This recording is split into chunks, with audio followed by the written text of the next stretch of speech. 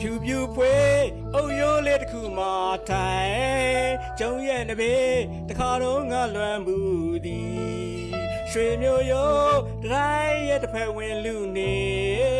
ကိုချစ်တော်သူ့ပြုံးလေးရေးရေးထင်အပြန်လန်းသူ့ပြုံးကြောင်းလွမ်းမော်လာသည်နန်းတော်ရှိဒီတနေ့ဖို့ချိန်ကုန်ပြီရာဇဝင်တစ်ခွင်မှာထင်ကြံထားတဲ့တို့ရဲ့နန်းတော်ရှိနေရင်ငါရဲ့ရင်ခုန်မှုတဲ့တို့ရဲ့နန်းတော်ရှိရွှေရောင်တောင်ပန်တစ်ပြက်ပြက်လက်တဲ့တို့ရဲ့နန်းတော်ရှိမခွဲဘူးကွယ်ကိုပြန်လာမယ်တစ်သက်လုံးကိုချစ်တော်တခါတော့ငါဝါရွယ်ချူတဲ့နေရမရွေ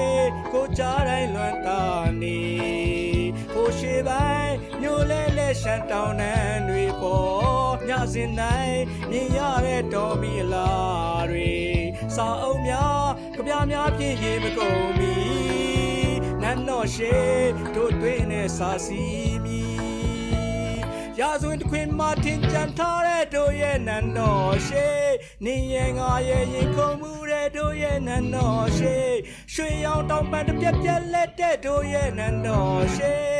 မခွဲဘူးကွယ်ကိုပြန်လာမယ်တစ်သက်လုံးရေနီမြောင်အချစ်ကြောင်းတို့ခွဲရမည်ကံငေါ်တော်ကပကံလန်းနဲ့ရေးရေးစင်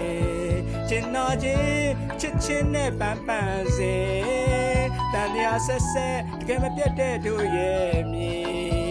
လွန်လေတော့ငယ်တော့ငါချစ်ရေးစင်နန်းတော်ရှိတို့နှစ်ယောက်အဖြစ်ရာဇဝင်တွင်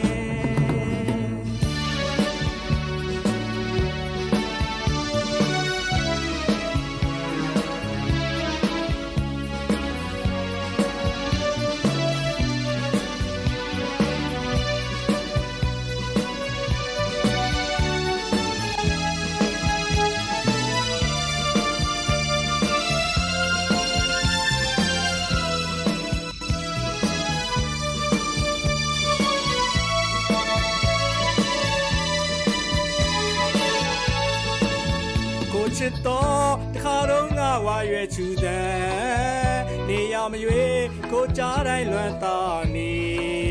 ဟိုရှိပိုင်းမျိုးလဲလဲရှမ်းတောင်တန်းတွေပေါ်ညစဉ်တိုင်းမြင်ရတဲ့တော်မီအလားတွေစာအုပ်များကြပြများဖြစ်ရင်မကုန်မီနန်းတော်ရှိတို့သွေးနဲ့စာစီမီရာဇဝင်တစ်ခွင်မှာထင်ကြံထားတဲ့တို့ရဲ့နန်းတော်ရှိ